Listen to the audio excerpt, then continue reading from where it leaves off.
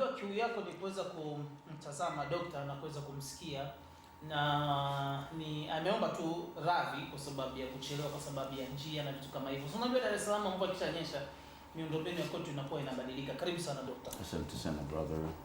Leo tuko na G. Samsa Sali tumemweka pembeni kidogo. Yote ni kwa utukufu wa Mungu. Kwa nini? Apumzike. Ujue hata kwenye timu kuna wachezaji wa reserve na wale wachezaji wa kwanza, first players and second players. Sasa sio kwamba wale second players hawawezi kucheza first players, ila inategemea muda na nyakati. Kama wewe leo umekuja na gari dogo, sio kwamba gari dogo siku zote ilikuwa bovu.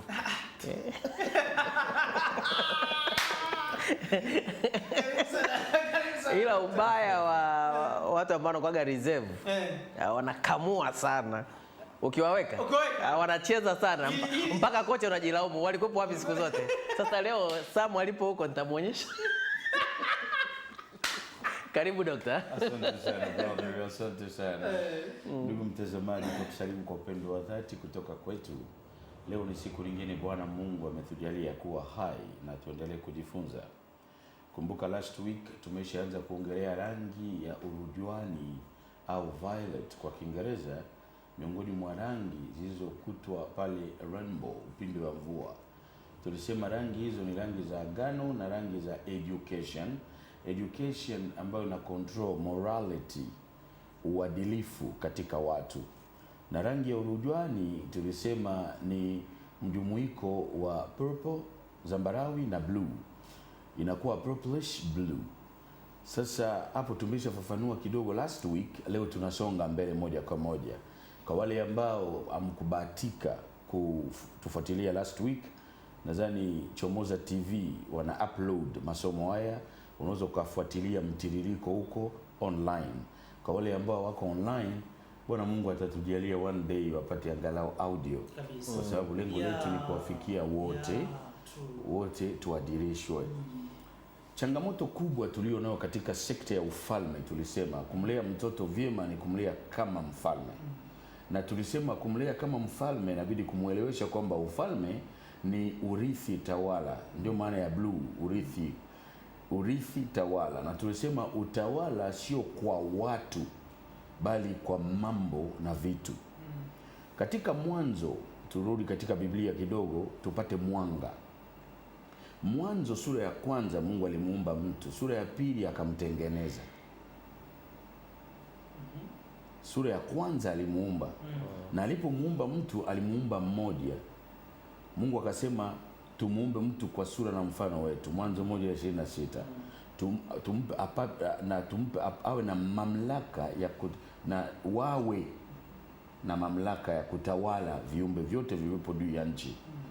Wawe ina maana ilikuwa kwa wingi, nao wakatawale, sio naye akatawale. Ina maana sio mwanaume peke yake kama tulivyo hapa, ni mtu. Mtu ni mjumuiko wa mwanaume na mwanamke. Ndio maana metaphorically ndoa ni mfano wa mtu. Watu wote tunaanza kuexcel zaidi na kuimprove better ukiwa married. Ukiwa single unaweza ukaexcel endapo mwenzako bado hajatoka kwako. Lakini ukiwa single alafu unajilinganisha na mtu ambaye amekamilika katika ndoa, mwendi sawa. Yes, ulivyokuwa single ulikuwa unawaza tofauti na sasa hivi. Lakini ndoa yenyewe pia inaweza kawa changamoto ukiingia na unapoteza utu zaidi. Unaingia na conflict, unakuwa na mgogoro na sehemu ambayo ilikuwa pungufu kwako. Ndoa zilizoko nyingi ni ndoa ambazo si kamilifu, si timilifu. Ni mahali ambapo watu wana mgongano na ugomvi, utu hautimii. Ndio maana watu ambao wako single, mabachela wanatamani wabaki hivyo hivyo. Na kina Paulo aliona hivyo. Paulo aliona bora baki bachela kwa sababu wanandoa wengi waliokuwa wanamzunguka ni migogoro mitupu. So akawashauri hadi watu mbaki hivyo. Haikuwa ushauri mzuri kulingana na kiungu. Ni ushauri wa Paulo. Na vitu tufanye critics. Sio kwa sababu Paulo amesema ndio Mungu amesema, hapana. ni Paulo. Tulisema katika Biblia sio Mungu tu anayesema, hadi shetani aliongea, watu waliongea, makahaba waliongea, malaya waliongea. Maandiko yapo. Sio Mungu tu aliyesema. Ndio maana kulikuwa na manabii waliokuwa wanasema asema Bwana. Paulo aliwashauri watu kulingana na mtazamo wake. Angalia ushauri aliokuwa anatoa kwa wanandoa. Ni mzigo, aliona mimi niingie huko. Ndio akasema ukiwa peke yako nafuu. Alikuwa anajilinganisha na yeye na alijiweza. Sio watu wengi wanaweza wakajiweza kama yeye. Yaani ukiwa na partner kuna nguvu ya ziada inaongezeka. Ila mkielewana, kila mmoja anaelewa kasoro. Tulisema bustani mwa Eden tatizo lilitokea. Wazazi leo, ndugu mtazamaji, kuweka mfumo wa kifalme kwa watoto wetu ni ngumu, kwani tulipoteza tangia bustani mwa Eden. Tumepoteza ufalme huo. Mwanaume aliakisi kwa tunda. Tulisema ukiakisi kwa kitu unakuwa kama kitu. Ukiakisi kwa utu na kwa mtu unakuwa kama mtu. Unavyomuona Jimmy ndivyo ulivyo. Ndio maana wezi tu ndio wanaamini watu wote wezi.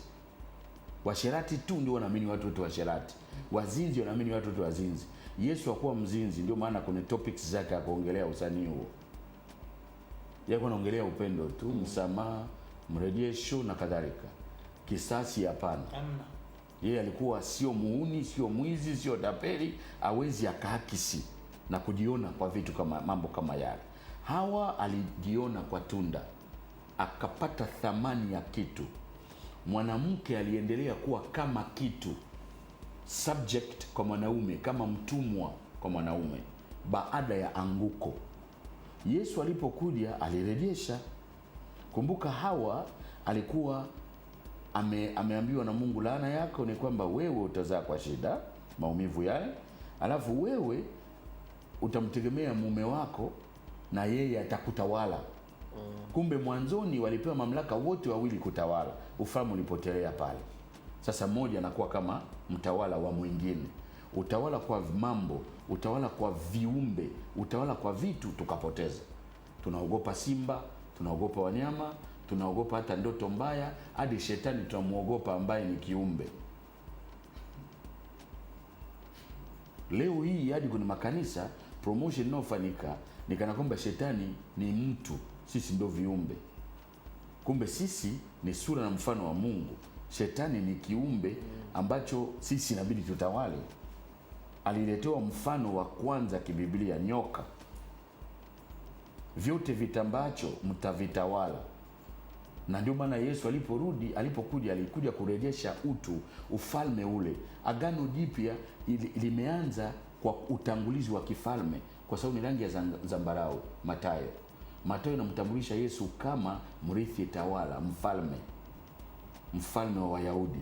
Ndio maana hata genealogy ndio imeanzisha kitabu cha Mathayo, kitabu cha kizazi cha Ibrahimu, mwana wa Daudi, mwana wa Ibrahimu, kizazi cha Yesu, mwana wa Daudi, mwana wa Ibrahimu. So kifalme kimeanza kuja, hadi Yusufu akaonyeshwa pale ametokea katika ukoo wa Yahudi, na maana ni mfalme. Agano Jipya inaanza kumtambulisha Yesu kama mfalme.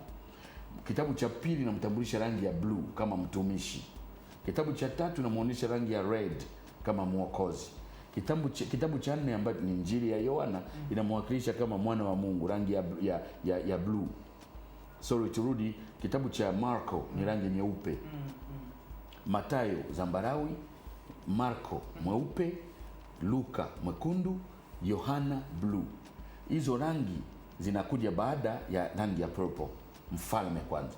Agano Jipya ni agano la kifalme. Ndugu mtazamaji, kumlea mtoto vyema ili awe na success, unazeeka unasikilia gongo, unatembea, unaona mtoto wako ni rais wa nchi, waziri mkuu, waziri, mkurugenzi sehemu fulani, mchungaji, askofu, shehe, ustazi. Unamkuta mtoto wako ndiye anayeongoza, anakuwa miongoni mwa mkao wa kifalme.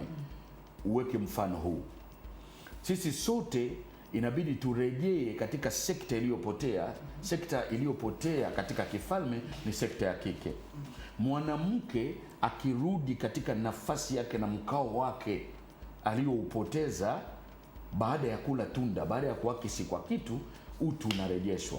Baba na mama katika familia wote wawili inabidi mtawale kwa pamoja, ili muashirie muwakilishe rangi ya urujuani. Wote wawili inabidi baba na mama mtawale kwa pamoja. Ukiona watoto wana kiburi, wana kejeli, wana jeuri, ina maana mzazi mmoja anamuonea mwingine kati ya wazazi wawili. Wazazi ambao wote wana uwiano, ina maana wote wako suluhu, hakuna wa kumtawala mwenzake, wanatawala kwa pamoja. Na msiwatawale watoto wala msiwatawale watu, mnatawala mambo na vitu. Mnaweka mfano tu nini wawili mna uwiano, tayari mnawaambukiza watoto katika utawala ule. Watatawala mambo, na wanaotawala mambo wana excel kwa sayansi, wana excel kwa maisha, wanakuwa na focus and so on, kwa sababu ni battery. Sisi kama tulivyo hapa ni kama battery tu, tuna energy. Energy hiyo ikiexpire mtu anakufa, umeme unakatika. Ina maana ukiwa na behave, mzazi baba na mama mkiwa mna behave kama mna uwiano, hakuna naye muonea mwenzake, amgombani mbele ya watoto, mmoja ajifanye yeye ndiye ana haki. Mkitaka kugombana, gombaneni nini wawili, na ni jambo ambalo pia hailishauriwi. Inabidi kila mmoja uelewe kabisa, hata ukikosewa ni fundisho. Anayekukosea amekaa mkao wa kukupima umesimamaje na fundisho kwako. Hata anayekukosea ni mwalimu kwako, ni fundisho, kwani uwezo wa kukosoa ni uwepo wa kosa. Uwezo wa kukosoa ni uwepo wa kosa. Kosa isipokuwepo uwezo ukakosoa, uwezo kaendelea mbele pasipo na kukosoa. Kwa hiyo anayekukosoa na is doing you a favor. Turudi hapo mwanzo tena. Kulikuwa na nafasi Mungu alimpa mtu wakati alimuumba kwa sura na mfano wake, na amri aliyompa ni wa kutawala. Wakati mtu amevaa mwili, Mungu alimpa amri tofauti ili atunze energy ya battery ya umeme katika ulimwengu wa kweli. Ulimwengu huu tuliopo ni ulimwengu wa giza, naitwa hivyo, na ulimwengu wa nuru ndio ulimwengu wa roho, ulimwengu ambapo sisi ni watu, sio viumbe vya mwili tu, kwa sababu mwili huu ni kitu. Baada ya Mungu kumtengeneza mtu kama kitu, alimweka ndani ya kitu mwili, alimpa amri tofauti ili atunze nuru yake kula alikotoka ya kifalme ya kutawala. Mnyama akikuona ukiwa na woga anakushambulia. Ana sense woga, sio mwili wako. Kuna video fulani ilikuwa viral, mwanamke alitoka na familia yake, sijui ilikuwa hapa kwetu au wapi. Mwanamke alitoka na familia yake na wanatoka cheetah, duma wakawashambulia. Duma wengi kabisa. Mwanamke anawatishia, nadhani uliona. Anawatishia hadi wamerudi kwenye gari. Duma wanaogopa. Kwa sababu yeye alikuwa ogopi. Fisi ukimzidi urefu anakuogopa. You see, kwa hiyo wanyama wana sense attitude ya mtu kiroho. Kiroho ukoje? Daniel alipokuwa katika den of lion, Daniel alikuwa simba walikuwa nasoma mtu. Walikuwa wanasoma mtu, sio mwili. Kwa hiyo simba wasingeweza kumla mtu, ni Mungu wao, ni mwenye mamlaka kwao. Ijapokuwa walikuwa na njaa, Biblia imeandika kwamba wale waliotupwa walikuwa hawajafika hata chini. Wameshaliwa na wameisha kabisa. Lakini Daniel alishuka hadi chini, amekaa hadi simba wakawa kama mbwa, kama paka, anawapetipeti. Ina maana walikuwa nasoma attitude yake. Sehemu ya utawala wetu ni sehemu ya roho, ya kiroho, sehemu ya utu. Tulipokaa ndani ya mwili, tulipewa jukumu la kutunza sehemu hiyo ili tusipoteze utu. Alipoumbwa mtu kwa sura na mfano wa Mungu, alipewa mamlaka ya kutawala viumbe vyote. Alipopewa mwili na akaingizwa ndani kuwa nafsi hai, Mwanzo sura ya 2 mstari wa 15, Mungu akamweka kwenye bustani mwa Eden. Unaweza kuanza mstari wa 8, kwa sababu Mungu aliumba na kutengeneza dunia. Mwanzo 1 na sura ya 2. So alivyotuweka kwenye mwili, Mungu alisema wajibu wako ni kuilima na kuitunza bustani. Mwanzo sura ya 2:15. Sio kutawala tena, kwa sababu mamlaka ameshakupa. inabidi ulime na kutunza bustani, kucultivate. Tunapata neno culture kutokana na neno ya kucultivate, na culture yenyewe ni maadili, ni elimu. Mwanaume na mwanamke ambao wamekaa mkao wa kifalme, wanatunza kifalme kule kiroho, wanakuwa watawala kimwili na mafanikio, ni wale ambao wanazingatia sekta hii. Sekta ya kwanza Mungu alitupatia, sio sekta ya kutafuta utawala, sio nafasi ya kutafuta. Ukiona mtu anatafuta utawala, mimi ni bosi wako, kwa nini unitii? Ana matatizo na ubosi, kwa sababu sehemu ya utawala sio sehemu unaostahili, ni sehemu Mungu amekupa. Uwe kiongozi, uwe nani, hata mfalme, umepewa kiti cha enzi kwa sababu baba yako alikuwa mfalme, kwa sababu babu yako alikuwa mfalme. Hujastahili kukaa pale. Ukiwa mkuu wa kitengo fulani, ukiwa kiongozi wa watu, ukiwa sehemu fulani, hujastahili hapo. Mungu alikujalia neema ukae pale. Kutawala ni Mungu mwenyewe, lakini kutunza utawala ule ni wajibu wako sasa, ukiwa katika mwili, kwa sababu katika sekta ya roho Mungu alisema nao wakatawale. Hakuna jitihada, lakini jitihada ni sekta ya baada ya sisi kuingia katika mwili. Ili tutawale, inabidi tujifunze kulima na kutunza bustani. Ndugu mtazamaji, mume wako, mke wako, usichopanda ndani mwake, usicholima ndani mwake, hakitaota. Na ardhi usipopanda utarajia nyasi. Je, we ng'ombe?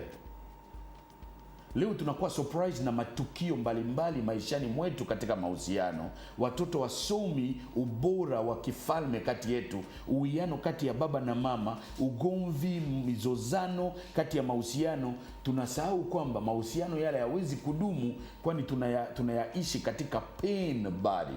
Mwili huu ni mwili wa maumivu. Mahusiano ya romantic ni mahusiano ya maumivu, ni mahusiano ya maumivu. Usipochochea kwa utu uliotukuka, utaumia hadi mwisho, kwani vyote inabidi viwe sambamba.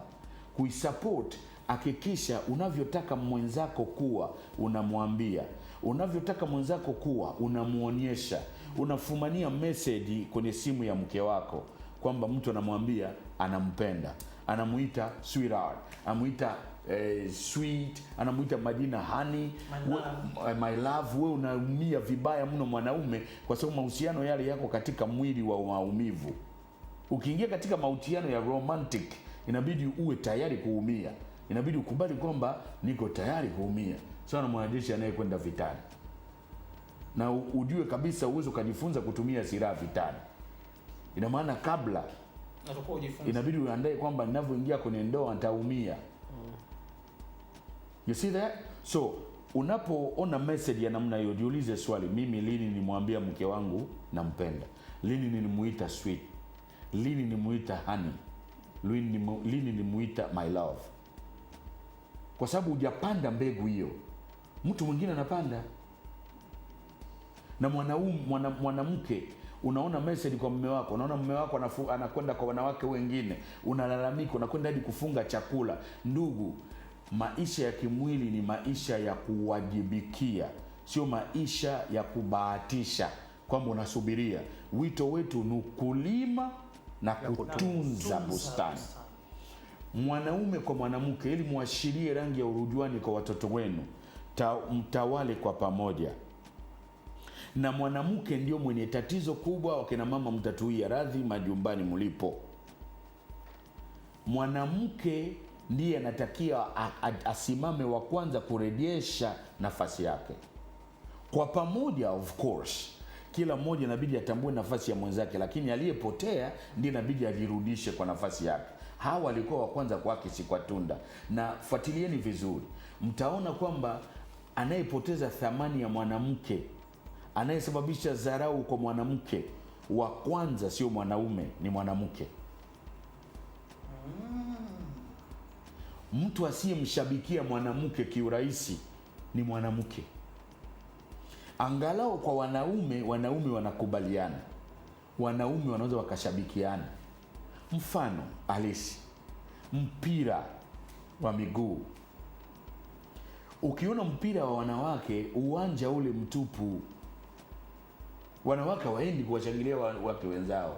Na wengi wanaoingia pale ni wanaume pia. Lakini mechi ya wanaume Simba na Yanga, wanaume wenzao ndio wanacheza. Wanaume wanajaa uwanjani. Ina maana wanaume wanaweza wakasapotiana, wanawake wasapotiane.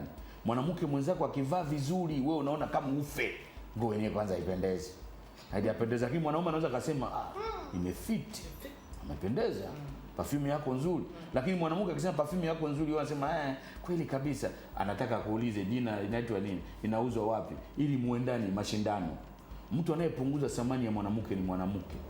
Kumfanya mwanamke kuendelea kuwa kitu kifaa cha kutumiwa kwa ajili ya burudani, starehe, sex and so on ni mwanamke.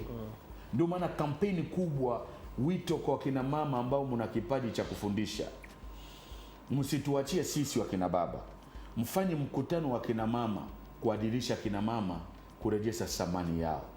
Angalia mwanamke anavyovaa. Mwanamke anavaa uchi, nusu uchi, mwanaume anavaa nguo, alafu wanafanya video. Picha za ngono, mwili wanao expose ni mwili wa mwanamke. Steering ni mwanamke. Lakini thamani ana mwanaume anaonekana anamkomoa. Bado anakuwa kama slave, kama kitu. Inabidi mwanamke asimame mwenyewe kurejesha nafasi ya mwanamke. Tatoa kipengele kimoja tu kwa sababu ya muda ili tunafunga ukurasa kipengele kimoja tu kwa sababu ya muda ili tuwasaidie kina mama kidogo. Kwa mfano, wanawake wote ambao wanaojitahidi kurejesha thamani ya waliokaa mkao wa kurejesha thamani ya mwanamke hawajikiti katika sekta hiyo, wenyewe tena wanabomoa ukuta nyumba waliokuwa wanajenga. Mwanamke akiwa na kazi, mwanaume ana kazi. Mwanamke akiwalipia watoto ada, akilipia umeme mara 2, anakwenda kuhadithia mke mwenzake. Anapeleka hadi kesi hiyo kanisani. Mimi nyumbani mume afanye kitu, mimi ndio nafanya kila kitu. Mwanamama, ukilipa ada ya watoto ni watoto wako, ila usimzoeshe mwanaume. Mwanaume akikosa fanya, akiwa na uwezo usifanye, mfanye kwa pamoja. Umwambie mimi na shilingi kadhaa na wewe changa shilingi kadhaa, tuwapeleke watoto shule. Badala wanawake wengi wanalalamika kwa sababu wanawazoofisha waume zao. Mwanaume naye anakuwa kitu sasa. Mwanaume anakaa kama mezorota tu, afanye chochote. Ana hela, anajua pay slip ya mwanamke inaandikwa mwanamke analipwa kiasi gani, lakini yeye mwanaume hela yake ni siri. Kwa sababu mwanamke amemzoesha hivyo, anambembeleza, mume wangu vipi, sijui nini. Wewe mume anapopata pesa ujui. Wewe unapopata ndio naleta. Si unajitesa mwenyewe na unamfanya yeye akae mkao mbovu. Ufalme hautakuja. Yaani ukiwa na kipato mama, unalipia watoto ada, usilalamike. Ni wajibu wako, ni sehemu ya wewe kutenda. Adam alipomuona Hawa mara ya kwanza, akumuona kama mnyama, alimuona kama yeye mwenyewe. Lakini baada ya dhambi, Adam akaanza kumuona mwanamke kama kitu. Tunafunga ukurasa kwa kusema, tulikuwa tunakimbia, nadhani utareview kwenye YouTube, kwenye Chomoza TV, unaweza kupata picha. Baba, mama, msiwatawale watu nyumbani kwenu. Awe house girl, awe house boy, awe dereva, awe mfanyakazi, msiwatawale watu. Wanamemba wa familia wale maskini wanaokuja kuwatembelea, msiwatawale. Ndio maana leo hii viongozi wetu asilimia kubwa Tanzania hii, tangewe Tanzania, marais wote wajazaliwa mjini, wamezaliwa vijijini, ni watoto wa wakulima, watoto wa maskini, kwa sababu wazazi walidisplay mfano na mfumo wa kifalme. Kumbuka daima, inabidi tufanye kwa pamoja. Baba usimtawale mama, mama usimtawale baba, kwa pamoja mfanye. Yeyote anayewezeshwa afanye. Mkiwezesha nyote kwa pamoja, fanyeni. Mmoja asimuonee mwenzake. Haki ya kuishi katika mahusiano yale ya utu ni nini? Wawili. Lima, tunza bustani. Unachotaka mwenzako afanye, umuelimishe katika sekta hiyo. Unapotaka mwenzako awe, umuelimishe katika sekta hiyo. Na tunza maadili hayo kwa wewe kuwa mfano badala ya kumfundisha tu. Ndio maana ya kutunza. Tuafika mwisho. Tuwapenda daima. Mungu abariki Tanzania. Mungu abariki Clouds Media Family, Mungu abariki Chomoza, na Bwana watubariki sote. Tutakutana tena Jumapili ijayo panapo majaliwa. We love you dearly and always. May God bless you. Thank you. Umeeleza hapo kuhusiana na YouTube. Najua unataka kuuliza swali. Nataka niulize swali. Doctor, sijui ni kizazi hiki ama ni trendi ya vizazi na vizazi, wapi ambapo familia inakosea? Inakosea kwa sababu hatujui nafasi ya kutawala, ama tunakosea kwa sababu ya mazingira ambayo tunakulia? Mazingira yawezi kuwa na nguvu zaidi ya muhusika. Ili ufikie mazingira unatoka katika familia. Mazingira ni jamii tayari. Unaposema mazingira ni jamii, vinavyokuzingira, vinavyokuzunguka. Lakini kabla hujaingia miongoni mwa vinavyokuzunguka, ulikuwa katika familia yako. Mazingira yaweze kutuathiri sawa na familia yetu inavyotuathiri, kwani tunabeba biological trait, psychological trait ya misingi tunakojifunza hata kuongea. Ina maana uwiano ukiwepo kati ya baba na mama, familia inawezeshwa. Na wote wanaotoka pale anaweza kashawishika kwa muda, lakini baadaye atasimama tena. Ndio maana Biblia imeandika, fuata mafundisho ya baba yako na usiache sheria ya mama. Na mfundishe mtoto akiwa mdogo, akikua atakumbuka. Anaweza kashawishika na mazingira, anaweza kashawishika na watu, lakini somo la msingi tarudi tu. Ukipiga window kwenye computer, mafaili yote yanapotea, lakini window inarudi. Upo hapo mzee? Tupo. Upo. Ulikuwa unazungumza YouTube, bahati mbaya kompyuta yangu hapa imezima. Nitaka nisome maswali yale yalikuwa. Kuna maswali machache yalikuwa yameandikwa nitafuta hapa kwenye somo lililopita. Lakini nataka ni msisitizie tu mtu kwamba akienda kwenye Chomoza. Hiyo ni point nzuri ndugu. Kizazi cha sasa kuna unafuu wa kuwa na mtandao, lakini inategemea pia na utumiaje. Ukiingia kwenye mtandao, kwa mfano mimi ma Instagram sijui nini sipo kabisa, kama sijui hata Facebook sijui kama nafanyaje kazi. Kuna wakati kaka yangu aliniingiza Facebook wakati niko Marekani, akaniingiza, na hivyo rudi naona matumizi yake haieleweki, hakuna faida yoyote hii. Nikatoka nikaambia vijana, mtoe jina langu hapo, muitoe kabisa Instagram sijui nini sijui, lakini sikukatazi uingie, ingia, lakini inategemea unatumia vipi. YouTube unapoingia, masomo kama haya ni ya kujenga maisha yako. Usiangalie kwa mbali, usifuate habari za kelele tu, kwa sababu ndio maana hapa sisi tulipo hatumuongelei mtu, tunaongea na watu. Sasa mitandao mingi utakuta watu wanaongelea mtu kiungi kimoja tu, watu unamuongelea, una waste time. Nabii kuongea na mtu, sio kumuongelea. So mtu wa kumuongelea ni Mungu tu, na sisi tunafanya kazi hiyo. Ndugu mtazamaji, ukiwa na internet, ingia YouTube yako, uandike tu Chomoza TV, utapata masomo ya nyuma, ya sasa. Naamini ukiwa unarudia ndio utapata picha kamili, kuliko kutusikiliza tu hapo na tutizama, muda unakuwa mchache alafu utoshi. Tuwatakia moment nzuri ya kutizama. Jifunze kuongea na watu badala ya kuwaongelea watu. Mungu awabariki.